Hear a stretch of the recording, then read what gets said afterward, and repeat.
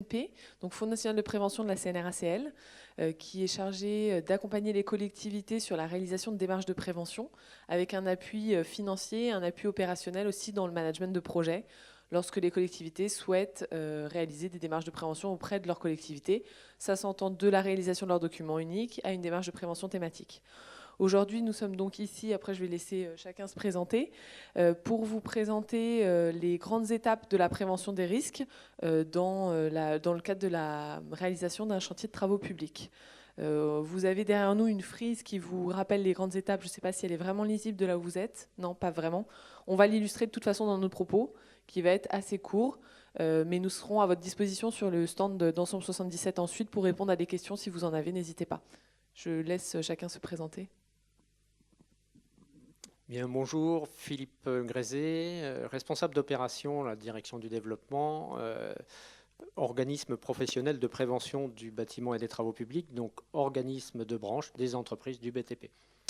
Voilà, donc j'interviens aussi sur cette table ronde pour vous présenter les aspects liés à la maîtrise d'œuvre et à la coordination SPS dans le cadre de la réalisation d'un chantier de travaux publics. Yves Fortineau. Je suis chef de file d'un groupe de travail maître d'ouvrage à la Fédération nationale des travaux publics. Ce groupe de travail auquel participent les gens qui sont ici et puis bien d'autres également pourra mettre à votre disposition sous forme numérique d'ici quelques semaines et d'ici moins de 3 mois normalement un document écrit qui vous permettra de retrouver l'essentiel de ce qui a été dit pendant cette journée.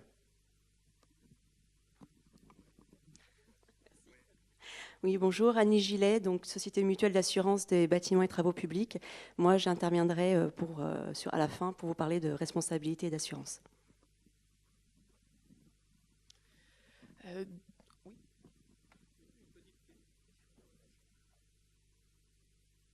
Une petite question au préalable. Il serait intéressant de savoir dans la salle combien y a-t-il de maîtres d'ouvrage et de maîtres d'œuvre. Est-ce que vous pouvez lever la main, qu'on se fasse une petite idée? Bon, il y en a quelques-uns. Et des entreprises?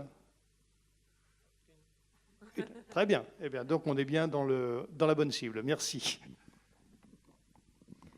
Donc le logigramme que vous ne pouvez pas donc lire de là où vous êtes, mais qu'on va vous présenter en quelques mots, reprend les différentes étapes sur un chantier et à chaque étape, les éléments en termes de prévention auxquels vous devez penser.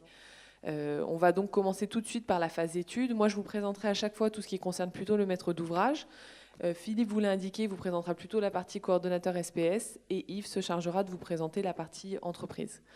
Donc, dès la phase d'étude, le responsable de projet, donc le maître d'ouvrage ou son représentant, doit faire réaliser des prélèvements et des analyses pour détecter la présence éventuelle de polluants, notamment l'amiante.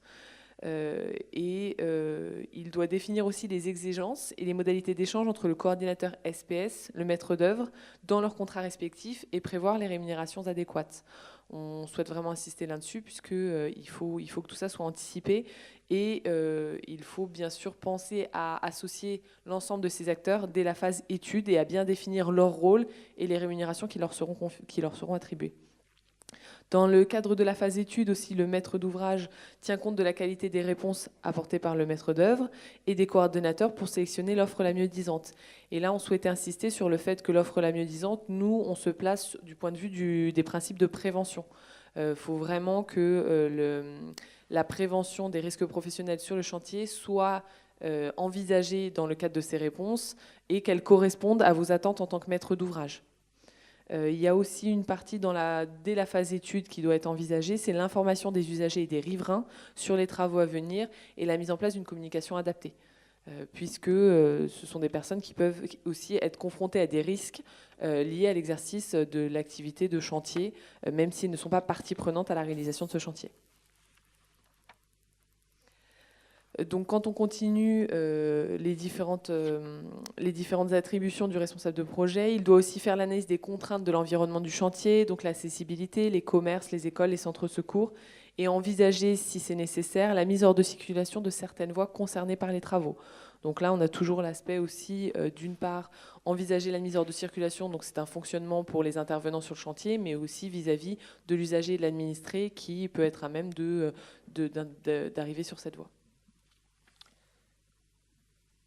Donc en complémentarité du maître d'ouvrage et avec un rôle qui est bien au clair pour tout le monde, je l'imagine, hein, qui est d'assurer, le maître d'œuvre a bien un devoir de conseil vis-à-vis du maître d'ouvrage, c'est bien comme ça, à ce niveau-là qu'il se situe. Donc il intègre, lui, les recommandations inscrites dans le PGC SPS, hein, le plan général de prévention, qui sont inscrites dans la consultation, dans les pièces de la consultation. Ce maître d'œuvre-là donc, prend bien évidemment en compte tous les aspects liés à la coordination. Il a une relation privilégiée avec le coordonnateur et c'est l'ensemble de l'équipe, maîtrise d'œuvre, coordonnateur SPS, sous le pilotage du maître d'ouvrage, qui feront aussi également la qualité de la prise en compte de la prévention par rapport au chantier. Le coordonnateur SPS, quant à lui, il veille à l'application des principes généraux de prévention, bien évidemment. Il élabore le plan général de coordination SPS et puis il établit le dossier d'intervention ultérieure sur l'ouvrage. Alors, à ce niveau-là de l'étude, on est bien en phase conception. Ça veut dire qu'il va commencer au regard des pièces qui vont lui être transmises par l'équipe de maîtrise d'œuvre à réfléchir sur le DIO, quel sera-t-il ? Et qu'est-ce que je renvoie comme information incontournable au maître d'ouvrage afin qu'il les transmette au maître d'œuvre et qu'elles soient prises en compte in fine dans le projet à réaliser. Le coordonnateur SPS, en continuité, il donne un avis sur les modes opératoires établis par les entreprises, une fois que ceux-ci sont connus. Donc là, on arrive un petit peu sur notre frise à la fin de la phase d'appel d'offres. Donc on a fait les études préalables, on a associé l'ensemble des acteurs, on a pris en compte toute la prévention des risques professionnels sur chacune de ces étapes et chacun s'est assuré qu'il avait le même niveau de connaissance des risques qui seront pris en compte et de l'implication aussi de chaque partie. La phase d'appel d'offres est passée, donc on va se lancer dans la réalisation du chantier.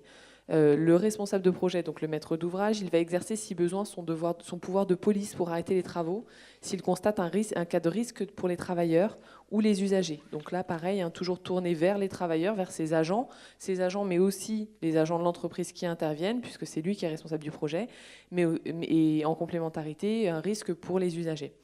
Il rédige aussi les arrêtés de sa compétence et les ordres de service liés à la réalisation du chantier.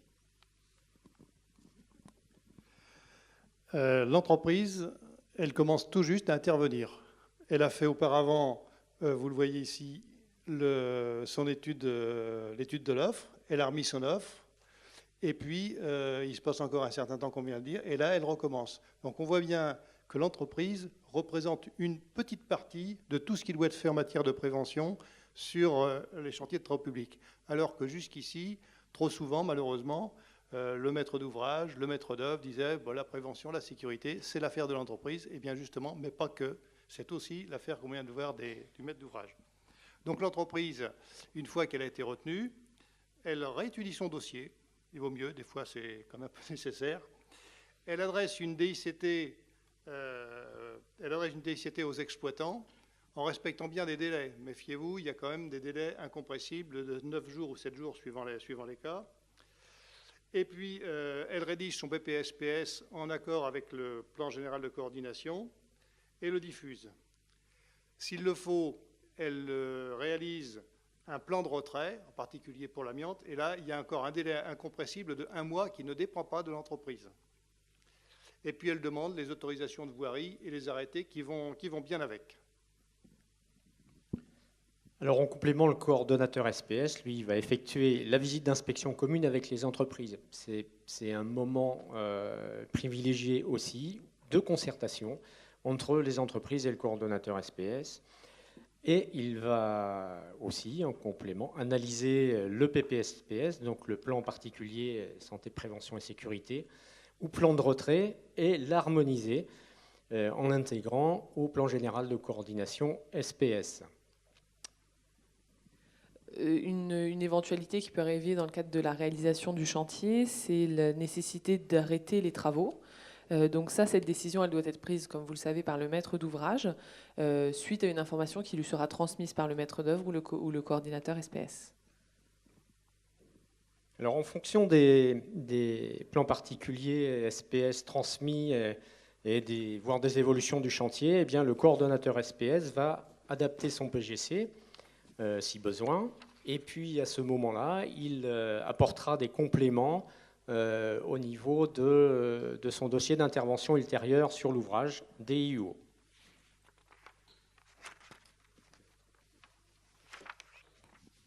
Alors l'entreprise, elle entre effectivement dans le vif du sujet, c'est-à-dire le chantier, et elle doit s'assurer d'un point de vue purement réglementaire que les récépissés de DICT sont sur le chantier, et surtout que le plus important pour le chantier lui-même, c'est que les plans à jour soient bien sur le chantier. Ça, c'est absolument indispensable.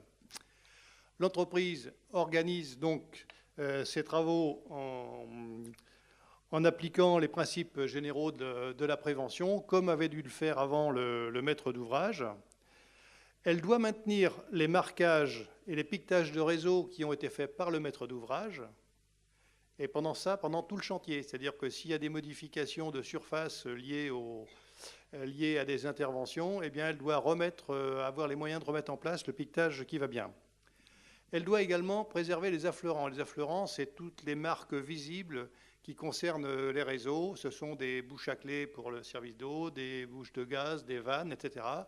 Et là, il doit être préservé. Et puis également faire attention que sur ces affleurants, il n'y ait pas des stocks de matériaux, il n'y ait pas du matériel de stationner, il n'y ait pas des choses comme ça qui soient faites.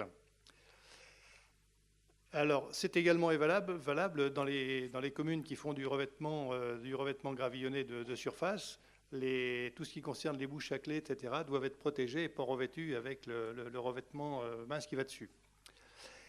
L'entreprise doit vérifier que le personnel qui est sur le chantier est compétent, qu'il a les autorisations de conduite, mais surtout la compétence pour intervenir, et qu'il applique bien les consignes de sécurité et tous les modes opératoires qui ont été définis. Et puis, il arrête le chantier et s'en réfère au maître d'ouvrage s'il constate des anomalies, en particulier sur les réseaux, des réseaux qui ne sont pas à leur place, qui ne sont pas à la bonne altitude. Il faut impérativement arrêter le chantier et avertir le maître d'ouvrage qui, lui, avertira de son côté le concessionnaire. Et puis, en fin de chantier, il fournit le document des ouvrages exécutés avec les plans de récollement qui vont bien avec. Le maître d'ouvrage, donc à l'issue des chantiers, il réceptionne le DIUO, il le conserve et il le fournira à tout intervenant ultérieur qui sera amené à réaliser une mission sur l'ouvrage, une intervention sur cet ouvrage.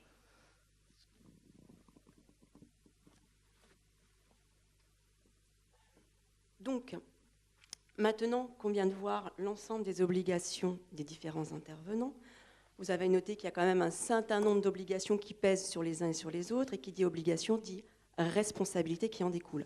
Moi, ce qui va m'intéresser plus particulièrement, c'est de parler de vos responsabilités en tant que maître d'ouvrage par rapport à une opération. Pourquoi ? Parce que votre responsabilité elle va être multiple. Vous avez une responsabilité vis-à-vis des tiers.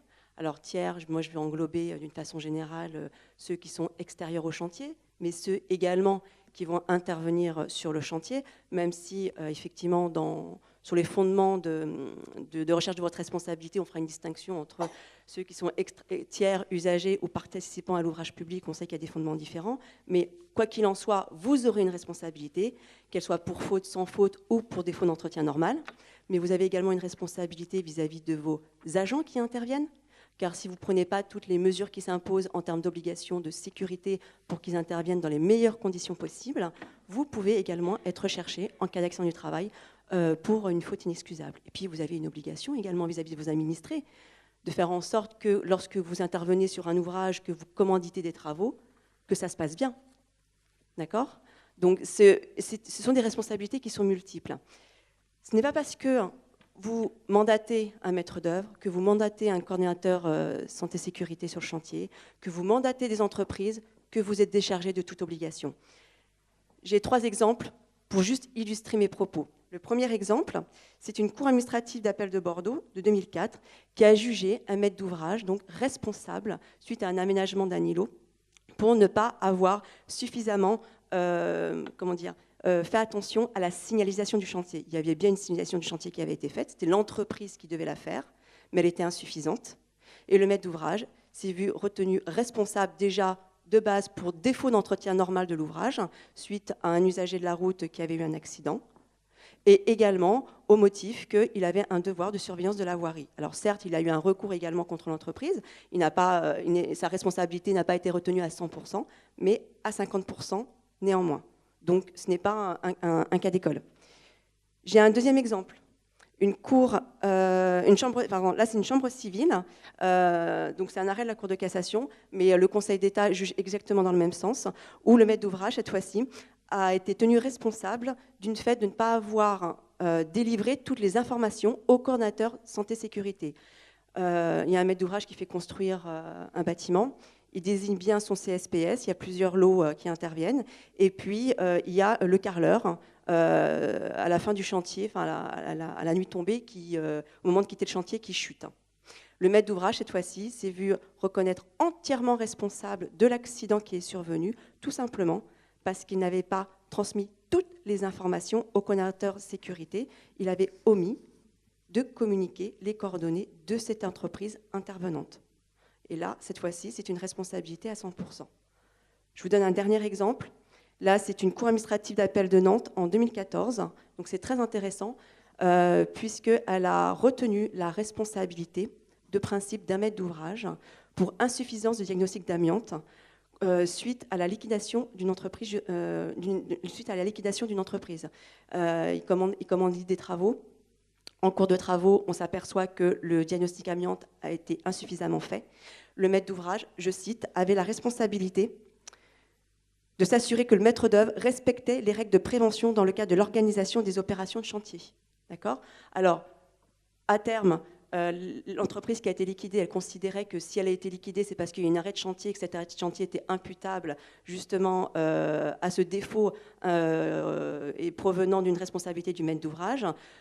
Il n'y a pas eu de reconnaissance de lien de causalité entre sa liquidation, son préjudice et cet arrêt de travaux. Donc voilà. Mais néanmoins, ce qui était intéressant sur le principe, c'est que le maître d'ouvrage a été considéré comme responsable car il devait s'assurer que le maître d'œuvre fasse bien son travail à ce titre. Donc s'il y avait eu un lien de causalité, si on avait établi le lien de causalité, la responsabilité du maître d'ouvrage aurait été retenue. Donc vraiment très important de se dire que parce que vous avez mandaté des personnes sur ce chantier, que vous êtes exonéré de toute responsabilité, ce n'est pas vrai. En tant que maître d'ouvrage, vous avez une responsabilité sur ce chantier. Donc il faut effectivement que vous preniez cette responsabilité très en amont afin que le chantier se déroule le mieux possible et qui évite effectivement un certain nombre de sinistres. Alors qui dit sinistre dit assurance, et ça c'est le deuxième point. La démarche assurantielle, elle est absolument primordiale. Pourquoi ? Sous deux aspects. Évidemment, il y a un aspect sécuritaire. La démarche assurantielle, on y pense automatiquement lorsqu'on a un sinistre. Donc on se dit, un assureur, il est là, il intervient à titre curatif. On a un sinistre, il règle. Alors oui, tout à fait, on est là pour ça. On est là pour vous accompagner sur votre responsabilité quand il y a des réclamations de ce type qui peuvent vous être demandées. On est là également pour vous accompagner en termes de sécurité sur l'ouvrage que vous allez construire, que vous allez réaliser, pour que tout se passe bien. Vous savez que s'il y a des défauts concernant l'exécution de l'ouvrage en cours de chantier, l'entreprise reste responsable de son propre chef. D'accord ? Ce sont des polices de chantier qui existent, qui peuvent couvrir ce type de dommages et justement vous permettre de finir l'ouvrage, peut-être dans les délais, ou éviter des problèmes on va dire, médiatiques, faire en sorte que les choses se passent bien. Et ce qui est intéressant, c'est que si vous avez cette démarche, par exemple, d'aller voir votre assureur pour étudier un risque pour une police de chantier, type tout risque chantier, qu'est-ce que va vous demander l'assureur ? Il va vous faire, comme on dit, une étude de risque. Et dans l'étude de risque, en fonction de la typologie de l'ouvrage, en fonction de la typologie de l'environnement dans lequel il intervient, il va vous poser un certain nombre de questions. Est-ce qu'il y a une déclaration de projet de travaux qui a été faite ? Est-ce qu'il y a un plan de prévention des risques qui existe ? Vous intervenez en milieu urbain ? Est-ce qu'il y a des avoisinants ? À quelle distance se situe-t-il ? Est-ce qu'il y a une étude de sol qui a été faite? Un certain nombre de questions techniques qui, en fait, vont vous permettre à vous également, en amont, de se dire « Ah ben non, tiens, déclaration de projet de travaux, par exemple, non, j'en ai pas fait, c'est une obligation. » Vous voyez? Donc finalement, le fait d'avoir cette démarche qui, théoriquement, est pour guérir un sinistre, on va dire, puisque l'assureur intervient après coup, va également, quelque part, à titre de prévention, vous aider pour tout simplement vous rappeler si certaines omissions ont été faites en amont dans le cadre de la préparation de votre chantier, pour vous demander un certain nombre d'informations. Voilà.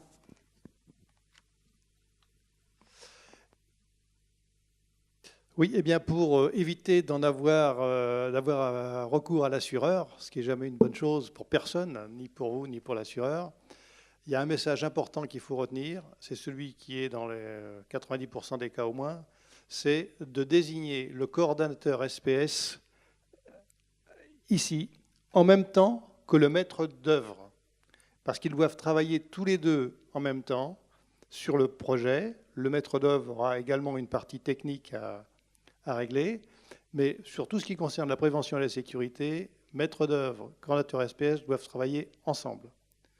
Le maître d'ouvrage doit aussi veiller à bien donner les moyens matériels au coordonnateur SPS. Si la prestation est mal définie, si elle est insuffisamment rémunérée, il n'y aura pas le service attendu. Et là, on court vraiment vers les problèmes.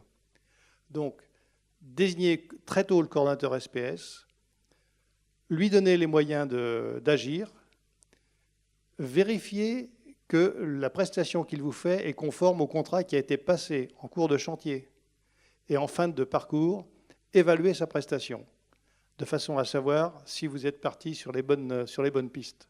Parce qu'on a trop souvent des cas où, effectivement, quand on arrive à la fin du chantier, eh bien, le coordonnateur n'a pas fait ce qu'il fallait. Alors on dit c'est le coordonnateur, sauf qu'on ne lui a pas donné les moyens de le faire. Et ça, c'est très important. Pardon, je voulais juste ajouter un petit élément, c'est que les maîtres d'ouvrage, souvent vos personnels, vos agents ne sont pas concernés sur la réalisation de ces chantiers, ou même au-delà des chantiers de travaux publics, sur l'intervention en fait sur le chantier, mais souvent sur la maintenance, sur le suivi, c'est bien vos agents qui vont intervenir, et certaines fois ils sont confrontés à des risques liés à une mauvaise définition à l'origine. Je vous donne une illustration. Sur un gymnase, il y avait des travaux qui avaient été faits au niveau du chauffage et une mise à jour, une mise aux normes des radiateurs, etc. Et les valves avaient été mises en hauteur, mais en hauteur tellement importante qu'il fallait prendre des escabeaux. Donc il fallait s'assurer contre le risque de chute. Les personnels n'avaient pas été formés. Il y a eu des complications assez importantes qui auraient véritablement pu être évitées si dès l'origine ce risque avait été identifié et que des mesures avaient été prises afin de limiter l'exposition, donc de faire en sorte que les valves soient à un autre endroit. Donc c'était une petite illustration qui n'est pas sur le travaux chantier public, mais simplement pour vous dire que même si vos agents n'interviennent pas forcément sur les chantiers, ils sont peut-être amenés à intervenir ensuite sur la zone ou sur les éléments des ouvrages. Et donc c'est vraiment véritablement très important d'envisager la prévention globalement et en coordination, comme on le disait, entre les différents acteurs du chantier. Voilà, et pour terminer, donc, on se tient à votre disposition sur le stand d'Ensemble 77, sur le stand de la SMA BTP, celui de l'OPP BTP, pour répondre à toutes questions complémentaires. Merci à vous, bonne journée.